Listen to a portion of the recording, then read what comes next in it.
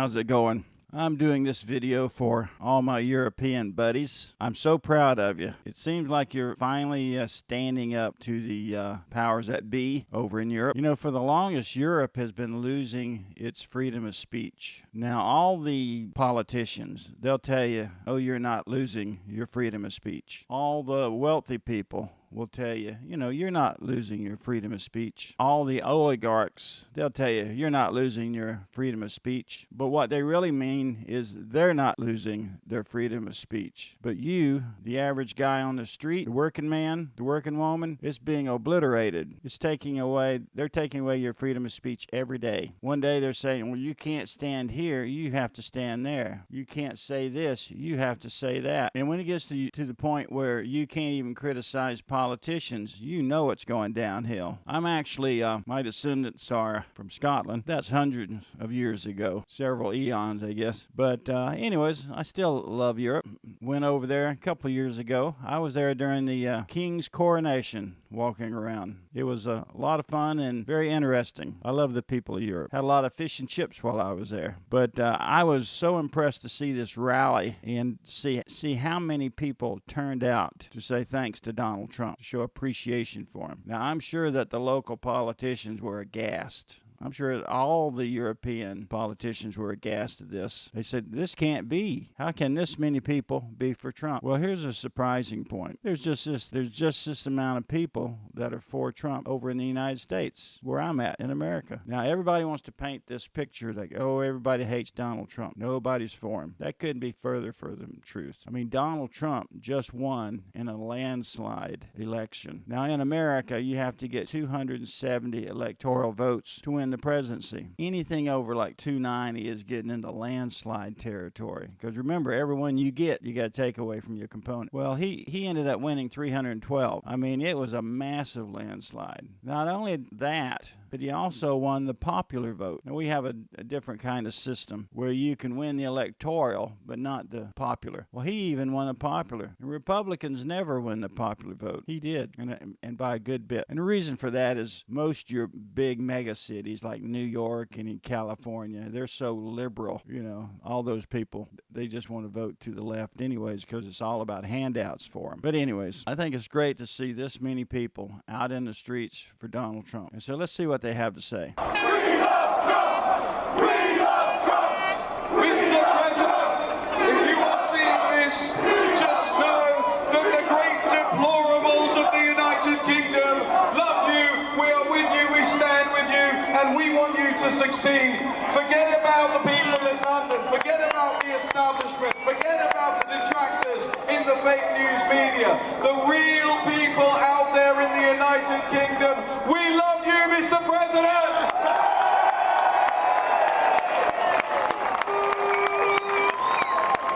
The streets of London witnessed an extraordinary display of political solidarity as thousands of British citizens gathered in a remarkable show of support for American President Donald Trump. The demonstration, which saw participants waving American flags alongside Union Jacks and chanting "We love Trump," represented an unusual intervention of British public opinion into American politics. The crowd, describing themselves as patriots, expressed their enthusiastic support for Trump's presidency, citing their belief in his capability to strengthen global security and protect. I'm impressed with their ability to protest or, show who they stand for, but I'm not quite sure about their dancing ability. Western values. We're in the minority because all the snowflakes have come out.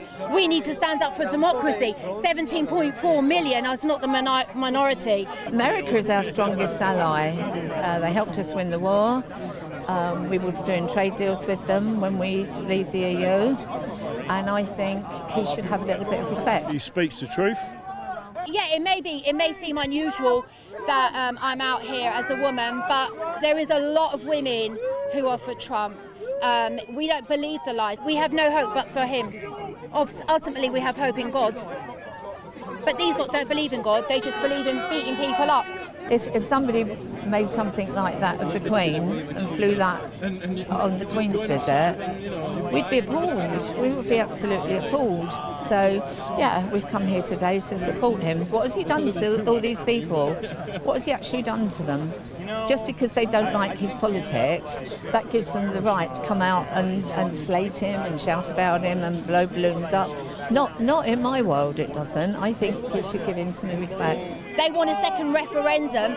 They want democracy. We implemented our votes, but it hasn't taken place. I see a link between Brexit and Donald Trump and globalism, stopping globalism.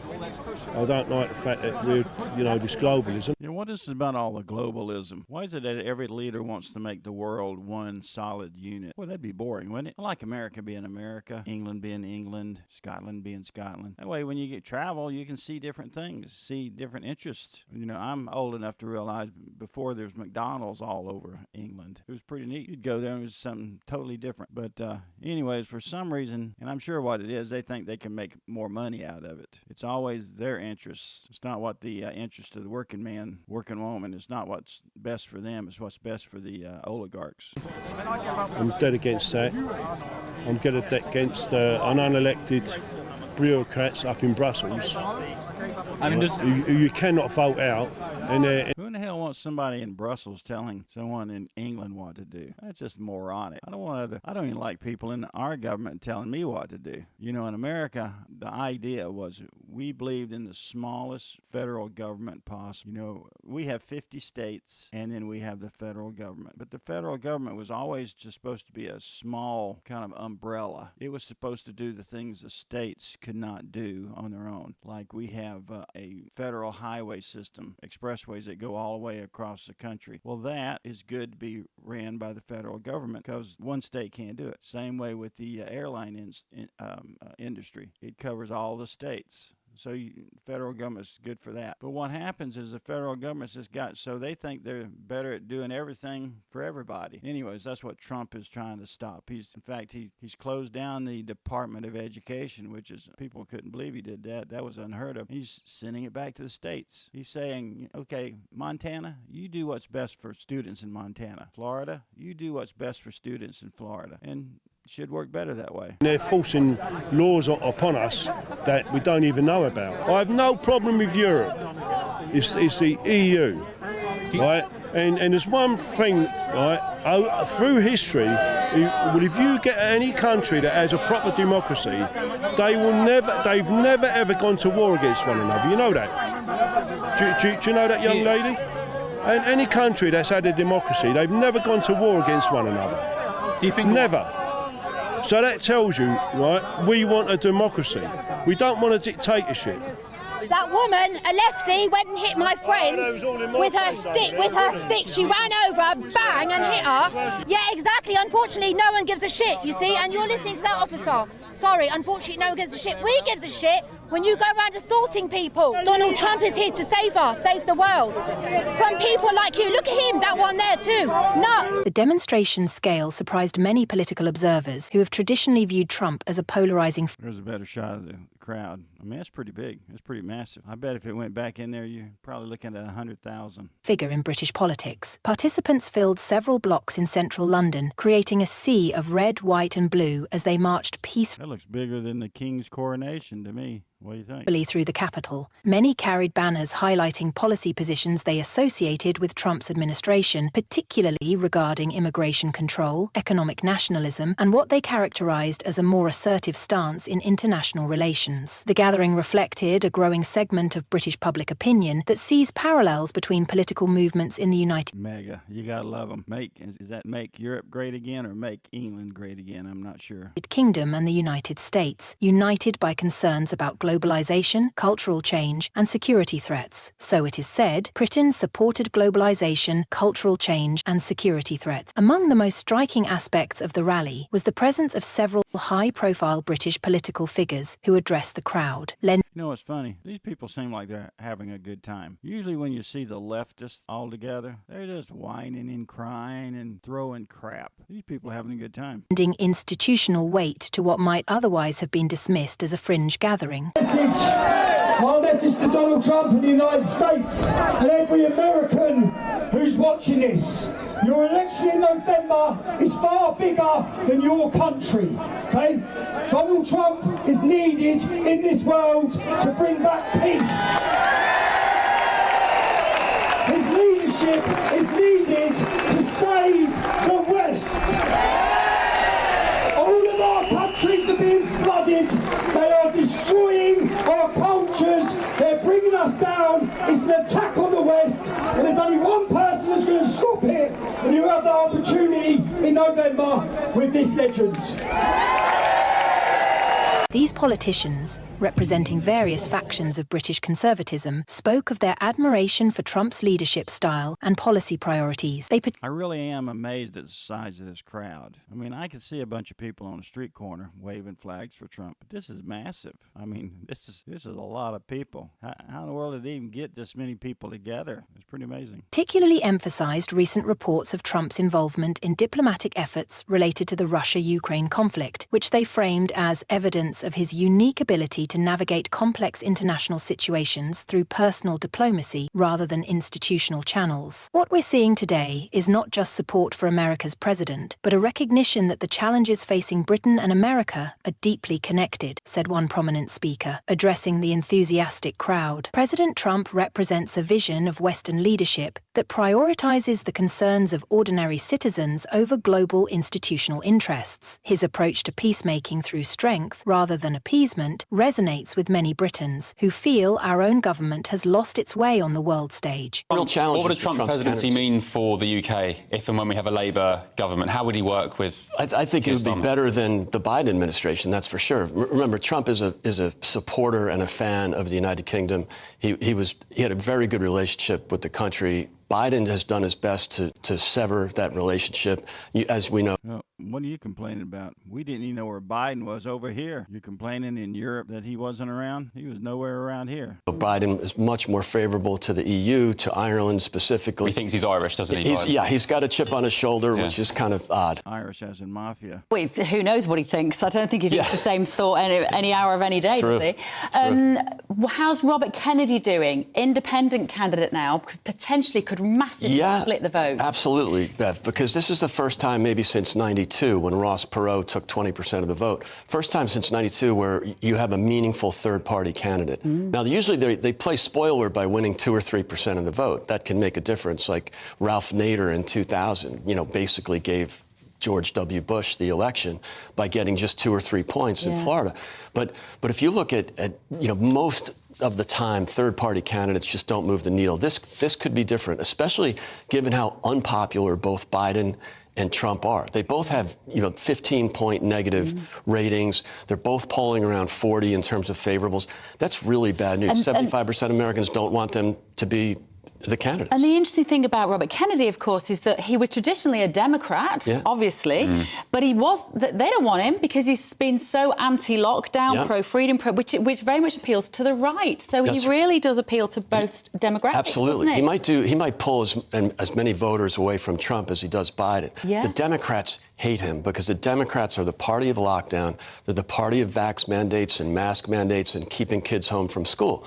Everything that he opposes. He had no chance in the Democratic primaries because the inner circle really despises him, even if some of the people like him. Did you wake up this morning, Greg, and go, yay, it's 2024, we're going to have an American election this year? It's going to be a huge year, as we know. I did. I mean, elections everywhere. 49% of the world residents are going to be in a country with an election. I think the U.S. will probably be the most controversial, to say the least. Yeah, absolutely. Right, Greg, great to see you. The demonstration... you're talking about elections, and I was talking earlier about freedom of speech. Well, it won't be long until you can have a perfectly good election, and the European leaders will just void it. Oh, they've already done that, right? I think they've just taken one of your main candidates, preventing them from running. And so that's what they do. If they can't win an election, they'll just void it, or they'll just make it so they can't win, which is exactly what they tried to do with Trump. They did everything in the world. They tried to get him off the ballot. That didn't work. They tried to sue him to death in court. That didn't work. On and on and on. They came up with all this frivolous stuff. But here's the problem with all that. They were so blatant about it that everybody knew it was crap. Here's a guy who had never had any criminal charges against him in his life, and then all of a sudden he's running for office and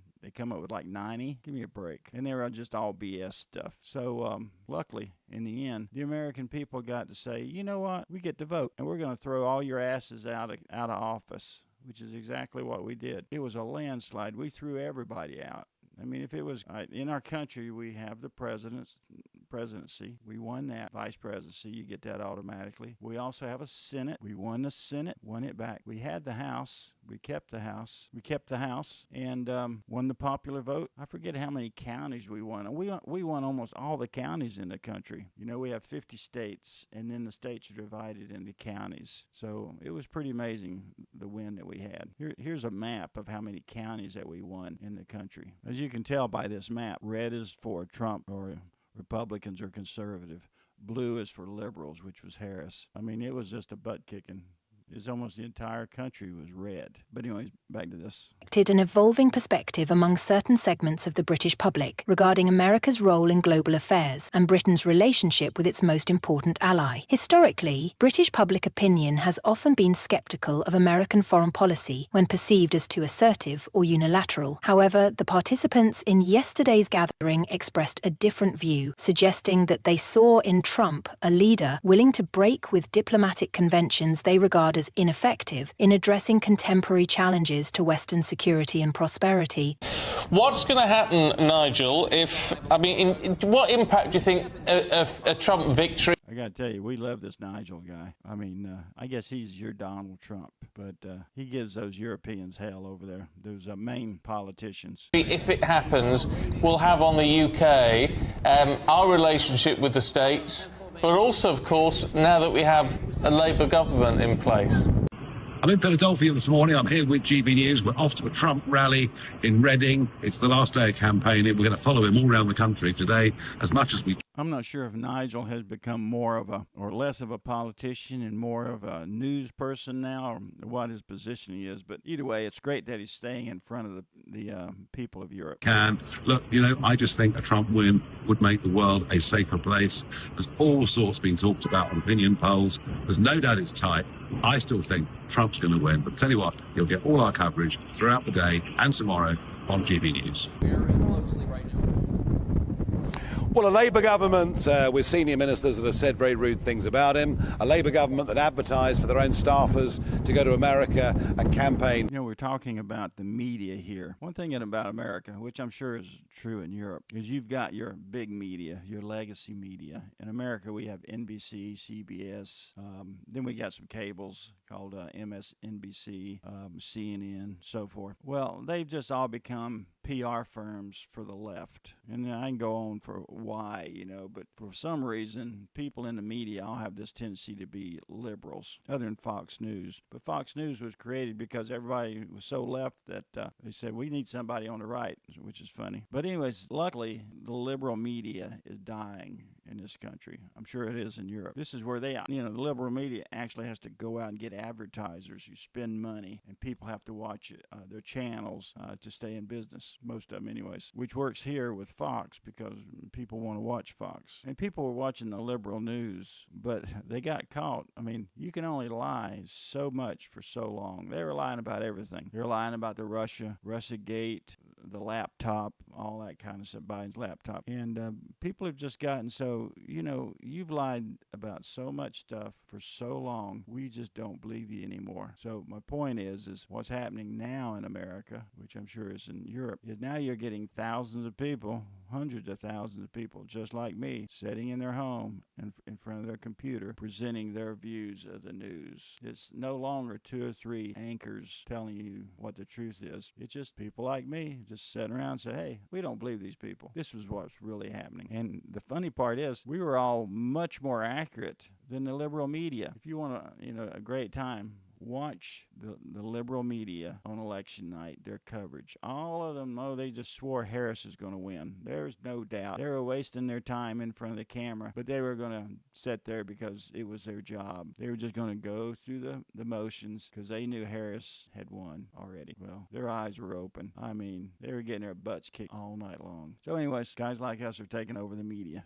Against his opponent, which in diplomatic terms was just the most stupid thing to do, and a Labour government that has given away the sovereignty of the Chagos Islands, which poses a threat to Diego Garcia, a very, very important airbase, of course, for the Americans in that part of the world, without which the Gulf War, Afghanistan, Iraq would have been very difficult to carry out. So there are problems.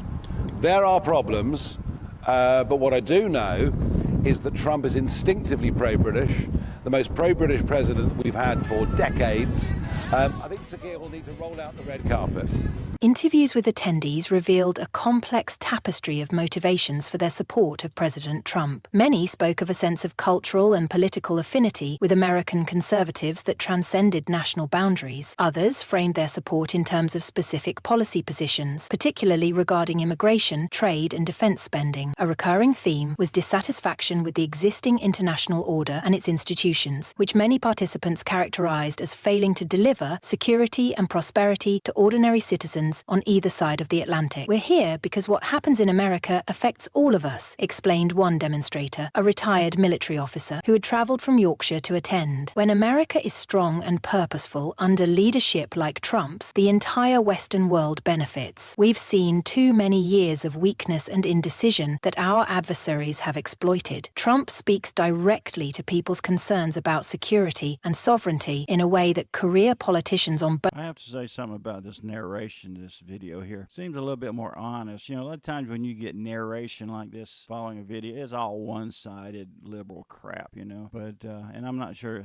who this is, but anyways, kudos to this person. I think I've heard a couple things which could have went the other way, but for the most part, it seems pretty straightforward and honest. Both sides of the Atlantic seem unable to do. The demonstration occurred against the backdrop of evolving transatlantic relations and shifting political alignments within Britain itself. Traditional party loyalties have fragmented in recent years as debates over Brexit, immigration, and national identity have created new political fault lines. Support for Trump appears to correlate strongly with positions on these domestic issues, suggesting that the rally represented not merely admiration for an American political figure, but alignment with a broader international political movement that challenges liberal internationalist consensus. The emphasis on Trump's involvement in Russia-Ukraine peace discussions featured prominently in the demonstration's messaging. Speakers and participants repeatedly cited reports of Trump's diplomatic initiatives to propose compromise solutions to the conflict. For many participants, this reinforced their view of Trump as a pragmatic dealmaker whose business background enables him to resolve conflicts that have defied conventional diplomatic approaches. What we're seeing with Trump's approach to Ukraine is exactly why we're grateful he's in the White House, said a speaker who identified himself as a local business owner. While previous politicians sent endless weapons and prolonged the fighting, Trump understands that real leadership means finding solutions that end the bloodshed. Britain needs an American president who prioritizes peace through strength rather than endless conflict managed by bureaucrats. The demonstration also revealed complex attitudes toward Russia and international security among the attendees. While few expressed outright support for Russian actions in Ukraine, many articulated skepticism about previous Western policy responses, suggesting that economic sanctions had harmed European economies while failing to change Russian behavior. This perspective aligns with positions expressed by Trump, where he has often critiqued NATO burden-sharing arrangements and questioned the strategic wisdom of certain American security commitments in Eastern Europe. British security experts observing the rally noted the significance of foreign policy featuring so prominently in what might otherwise have been framed primarily as a cultural or values-based demonstration. This suggests that for many participants, support for Trump is not merely symbolic, but rooted in specific policy preferences regarding how Western democracies should position themselves in an increasingly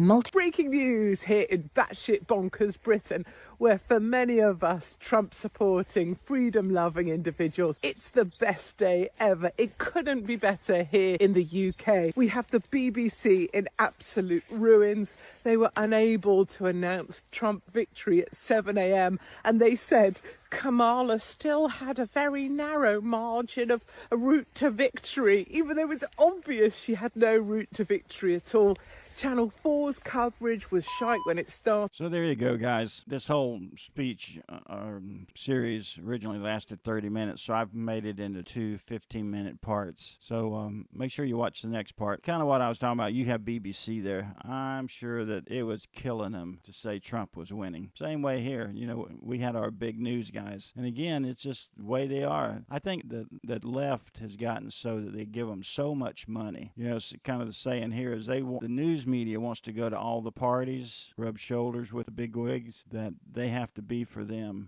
They have to be pro them to get into all the beautiful parties. And they get the big money. You know, we had a thing called USA Aid here. They found that they gave one company $8 million, media company. Well, that one media company, it was so anti-Trump. Everything was anti-Trump, this and that. So they're kind of like a weed. They'll just infiltrate everything. One other thing I'll mention is right now, after this rally, this pro-Trump rally in London, now they're having a hands-off rally, which is very anti-Trump, anti-Elon Musk, and so forth. And if you do a Google search, you'll see hundreds of anti-Trump rally in London. It was amazing. Blah blah. Anti-Trump rallies in America. It was amazing. You won't see any basically of this pro-Trump rally, but it's all BS. It's all crap. Nobody in America believes any of that stuff. And the media, once again, they're just throwing more crap against the wall to see what sticks, you know. But again, you know, you can keep painting that picture as long as you want to. People here are not going to believe it. And I'm sure people in Europe don't believe it either. Because, you know, you can walk the walk and you can talk the talk. And that's what all the anti-Trump people is just talking the talk. But the Trump people, it's walking the walk. You know, Trump does what he says he's going to do. And he does stuff that's very pro-American, pro-worker. So go Trump. But there you go. So that's my opinion. Let me know what you think. If you agree with me, put it in the comments. If you disagree with me, put it in the comments. And if you could like and subscribe, I sure would appreciate it. We'll see you.